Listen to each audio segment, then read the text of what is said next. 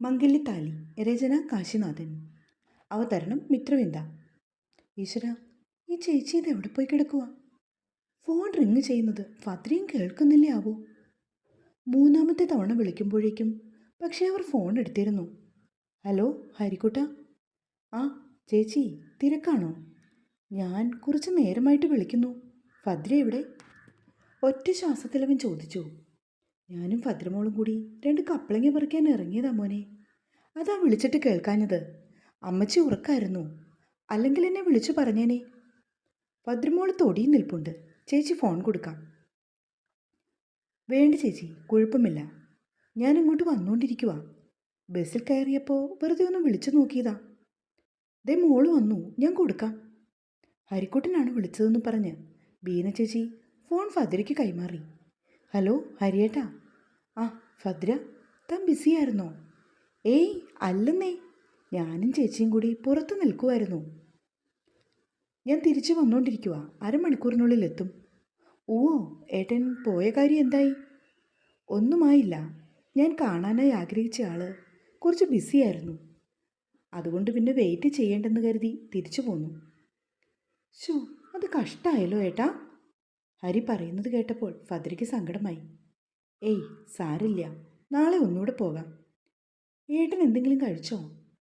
ഇല്ലടോ, ഒന്നും കഴിച്ചില്ല. അവളൊന്ന് മൂളി. എങ്കിൽ വെച്ചോ, ഞാൻ ഉടനെ എത്തും. ഹരി പറഞ്ഞതും ഭദ്ര ഫോൺ കട്ട് ചെയ്തു. മോളെ, ഹരി വല്ലതും കഴിച്ചോ? അവളുടെ അരികിൽ നിന്ന് ബീന ചേച്ചി ചോദിച്ചു. ഇല്ല ചേച്ചി, ഒന്നും കഴിച്ചില്ലെന്ന്. ആ, എന്നാൽ പിന്നെ ഇവിടെ നൂണ് കഴിച്ചിട്ട് പോകാം. പുളിശ്ശേരിയും മീൻ പറ്റിച്ചതും പൊരിച്ചതും ഒക്കെയുണ്ട്. ഇത്തിരി വൻപയറും കപ്പളങ്ങയും കൂടി എരിശ്ശേരി പോലെ വെക്കാം. ചേച്ചി പെട്ടെന്നങ്ങോട്ട് ഉഷാറായി. അവരോടൊപ്പം ചേർന്ന് കറികളൊക്കെ വയ്ക്കുവാൻ സഹായിക്കുമ്പോഴും ഫദ്രയുടെ മനസ്സാകെ സങ്കടമായിരുന്നു. കാരണം ഹരിക്കവൻ പോയ കാര്യം സാധിച്ചതുമില്ല. ആ ആളെ കാണാനും കഴിഞ്ഞില്ലല്ലോ. അതോർത്തപ്പോൾ അവൾക്ക് വിഷമമായി. എൻ്റെ ഹരിയേട്ടനെ ഒരിക്കലും വിഷമിപ്പിക്കരുതേ. ആളൊരു പാവമാ, ഒരുപാട് നന്മയുള്ള മനസ്സിൻ്റെ ഉടമ. അതുകൊണ്ടാണല്ലോ അദ്ദേഹം അണിയിച്ച താലി ഇന്നെൻ്റെ മാറിൽ പറ്റിച്ചേർന്ന് കിടക്കുന്നത്.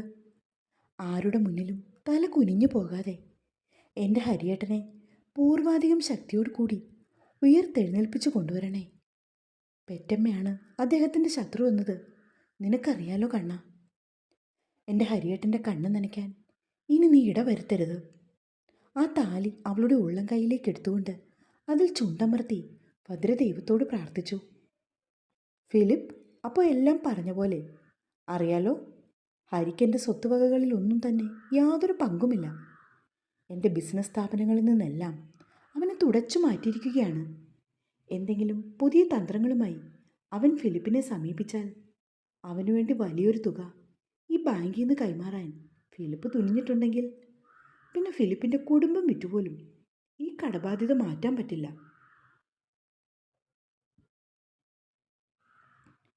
അതുകൊണ്ടൊന്ന് കരുതിയിരിക്കുന്നതാണ് നല്ലത്. ഹരി ഫിലിപ്പിനെ കാണുവാൻ വരും, ഉറപ്പായും വരും. അതെനിക്ക് കൃത്യമായിട്ട് തന്നെ അറിയാം. അതിനു മുൻപ് ഈ കാര്യങ്ങളൊക്കെ ഒന്ന് ധരിപ്പിക്കണമെന്ന് തോന്നി. കസേരയിൽ ഒന്നുകൂടി ഒന്ന് ഇളക്കിയിരുന്നു കൊണ്ടാണ് മഹാലക്ഷ്മി അയാളോട് പറയുന്നത്. എല്ലാം കേട്ടുകൊണ്ട് തൊട്ടരികിലായി ഐശ്വര്യയുമുണ്ട്. ഇല്ല മാഡം, യാതൊരു കാരണവശാലും ഈ ബാങ്കിൽ നിന്ന് ഹരിക്കൊരു ലോൺ പ്രൊവൈഡ് ചെയ്യുന്നതല്ല. ഇങ്ങനെ ഇവിടെ വന്ന് ഈ കാര്യങ്ങളൊക്കെ ധരിപ്പിക്കുവാനായി മാഡം കാണിച്ച വലിയ മനസ്സ് സത്യത്തിൽ എങ്ങനെ നന്ദി പറയണമെന്ന് പോലും എനിക്കറിഞ്ഞുകൂടാ. ഇതിപ്പോൾ ഹരിയായിരുന്നു ആദ്യം വന്നതെങ്കിൽ ഒരുപക്ഷെ ഞാൻ അയാൾക്ക് ഒരു ഹ്യൂജ് എമൗണ്ട് പാസ്സാക്കുവാനുള്ള എല്ലാ നടപടികളും സ്വീകരിച്ചു പോയേനെ. അതുകൊണ്ടല്ലേ ഫിലിപ്പ് ഞാൻ നേരത്തെ തന്നെ വന്നത്. എനിക്കറിയായിരുന്നു, അല്ലെങ്കിൽ തനിക്കിതുപോലെ അബദ്ധം എന്തെങ്കിലും പറ്റുമെന്നുള്ളത്. എനിവേ, ഞങ്ങളല്പം തിരക്കില്ല. ബാങ്കുമായി ബന്ധപ്പെട്ട എല്ലാ ഇടപാടുകളും ഇനി നോക്കി നടത്തുന്നത് എൻ്റെ മരുമകളും മൂത്ത മകനും ചേർന്നാണ്. ഹരിയുടെ സ്ഥാനത്ത് ഇന്നു മുതൽ ഐശ്വര്യയാണ്. ഒഫീഷ്യലായിട്ടുള്ള അനൗൺസ്മെൻ്റ് ഒക്കെ നടത്തിയ ശേഷമാണ് ഞാൻ തന്നെ കാണുവാനായി വന്നത്. അപ്പോൾ ശരി, ഞങ്ങൾ ഇറങ്ങട്ടെ. മഹാലക്ഷ്മി എഴുന്നേറ്റ് അവൻ്റെ കയ്യിൽ പിടിച്ച് കുലുക്കിക്കൊണ്ട് പറഞ്ഞു. ഓക്കെ മാഡം, എന്താവശ്യമുണ്ടെങ്കിലും എന്നെ വിളിച്ചാൽ മതി. അവനും പുഞ്ചിരിച്ചു. ബാങ്കിൽ നിന്നിറങ്ങുമ്പോൾ മഹാലക്ഷ്മിയുടെ മുഖത്ത് ഒരു വിജയത്തിൻ്റെയും അഹമ്മദിയുടെയും ചിരിയായിരുന്നു നിഴലിച്ചു നിന്നത്. ഹരി അവൻ്റെ മുട്ടുമടക്കി എൻ്റെ മുൻപിൽ വരും. അവളെ നിഷ്കരുണം വലിച്ചെറിയും. ഇല്ലെങ്കിൽ നീ കണ്ടോ മോളെ. കാറിലേക്ക് കയറുന്നതിനിടയിൽ മഹാലക്ഷ്മി ഐശ്വര്യയെ നോക്കി പറഞ്ഞു. ഹരി ഒരു കാരണവശാലും വരരുത് എന്നതായിരുന്നു അവളുടെ അപ്പോഴത്തെ പ്രാർത്ഥന. കാരണം അവൻ വന്നു കഴിഞ്ഞാൽ പിന്നെ വീണ്ടും തൻ്റെ സ്ഥാനം പോകുമല്ലോ എന്നായിരുന്നു അവളുടെ ചിന്ത. ഹരിക്കൊരു പകരക്കാരിയായിട്ടാണ് അവളെ മഹാലക്ഷ്മി നിയമിച്ചത്. ഇത്രയും വലിയ കമ്പനിയുടെ മേൽനോട്ടങ്ങൾ അത് വഹിക്കുക എന്നത് ഒരു ചെറിയ കാര്യമല്ല. എന്നാലും അനിയേട്ടൻ്റെ കൂടെയുള്ളതാണ് അവളുടെ ധൈര്യവും. ഐശ്വര്യയാണെങ്കിൽ ഏതോ സ്വപ്ന ലോകത്തൂടെയായിരുന്നു സഞ്ചരിച്ചത് പോലും. അപ്പോഴാണ് അമ്മ പറയുന്നത് ഭദ്രയെ കളഞ്ഞിട്ട് ഹരി വീണ്ടും തിരിച്ചു വരുമെന്നു. ഉള്ളിൽ ഉറഞ്ഞുകൂടിയ ദേഷ്യത്തെ കടിച്ചമർത്തി അവൾ അവരോടൊപ്പം വണ്ടിയിൽ കയറി. അന്നും ഹരി ഒരു ഓട്ടോറിക്ഷയിലായിരുന്നു പോളേട്ടൻ്റെ വീട്ടിലെത്തിയത്. ഭദ്രയും ബീനച്ചേച്ചിയും വണ്ടിയുടെ ശബ്ദം കേട്ട് ഉമ്മറത്തേക്ക് ഇറങ്ങി വന്നു. ഓട്ടോറിക്ഷയിൽ തന്നെ ഇരിക്കുകയാണ് അവൻ, ആരോടോ ഫോണിൽ സംസാരിച്ചുകൊണ്ട്. ഭദ്രയെ ഇടയ്ക്ക് അവൻ കൈ കാട്ടി വിളിച്ചപ്പോൾ ബീനച്ചേച്ചി ഹരിയുടെ അടുത്തേക്ക് വന്നു. ഫോൺ സംഭാഷണം അവസാനിപ്പിച്ചിട്ട് ഹരിയപ്പോൾ ചേച്ചിയെ നോക്കി. മോനെ ഹരി, ഇറങ്ങി വാ, ഒരു 10 മിനിറ്റ് ഇത്തിരി ചോറുണ്ടിട്ട് പോകാൻ നീ. അയ്യോ ഒന്നും വേണ്ട ചേച്ചി, എനിക്ക് പോയിട്ട് ഇത്തിരി തിരക്കുണ്ടായിരുന്നു.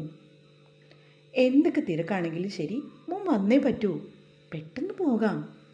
ഒരു പിടി ചോറുണ്ണു മോനെ, ചേച്ചി എല്ലായിടത്തും വെച്ചിരിക്കുവാ.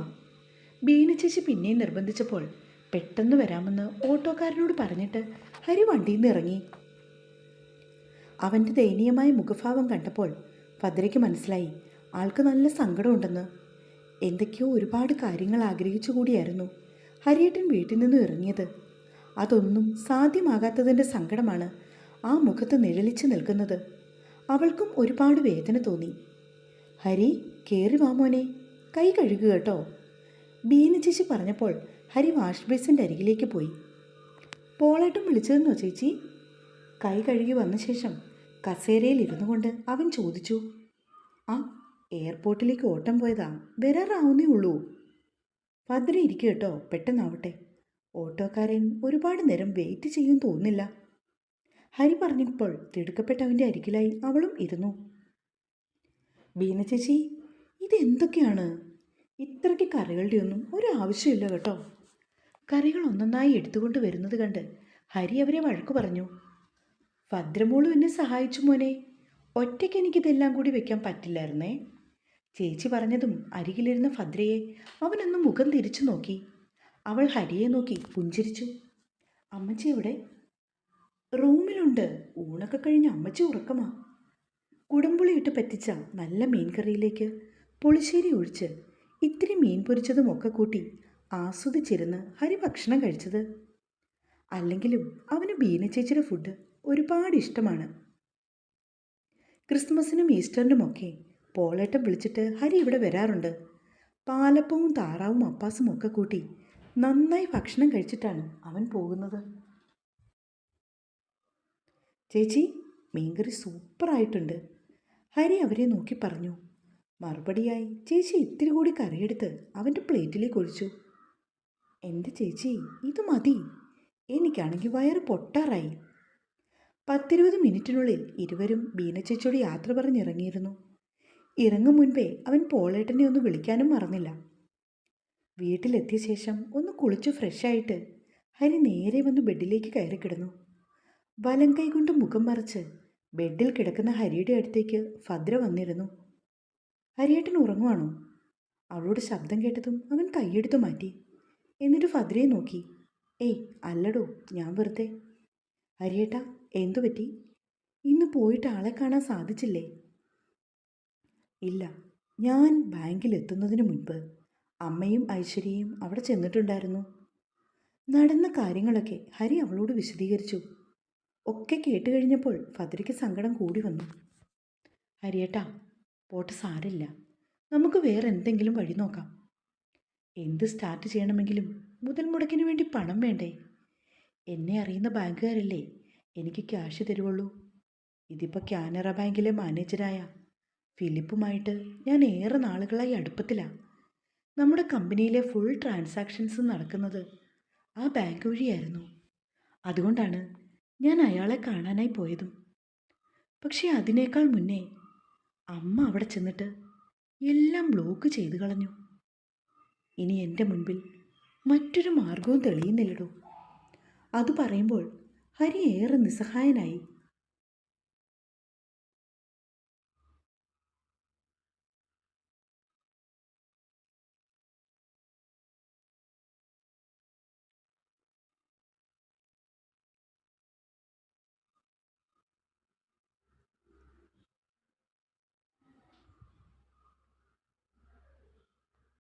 ഹരിയേട്ടും വിഷമിക്കാതെ, ഏതെങ്കിലും ഒരു മാർഗത്തിലൂടെ നമുക്ക് പണം വന്നു ചേരും. ആ ഒരു ഉറപ്പ് എനിക്കുണ്ട്. ഇല്ലെങ്കിൽ നോക്കിക്കോ. ഏയ് ഇല്ല ഭദ്ര, ആ പ്രതീക്ഷയൊന്നും വേണ്ട. ഞാൻ ഇനി എവിടെയെങ്കിലും ജോലിക്ക് കയറാൻ പറ്റുമോ എന്ന് ഒന്ന് തിരക്കി നോക്കാം. അല്ലാണ്ടൊരു വഴിയില്ല. അങ്ങനൊന്നും പോകേണ്ടി വരില്ല. കണ്ടോ, ഹരിയേട്ടൻ എന്താഗ്രഹിച്ചോ അതുപോലെ കാര്യങ്ങൾ നടക്കും. എല്ലാവരെയേക്കാൾ ഉയർന്ന നിലയിൽ ഏട്ടൻ എത്തും. ആ ഒരു ഉറപ്പ് എനിക്കുണ്ട്. അത്രമേൽ ആത്മവിശ്വാസത്തോടെ അവൾ പറയുകയാണ്. ഹരി അവളെ ചേർത്ത് പിടിച്ചുകൊണ്ട് ആ നെറുകയിൽ മുത്തി. നീ മാത്രം മതി. നിന്റെ ഈ വാക്കുകൾ കേട്ടാൽ മതി. വേറൊന്നും വേണ്ട.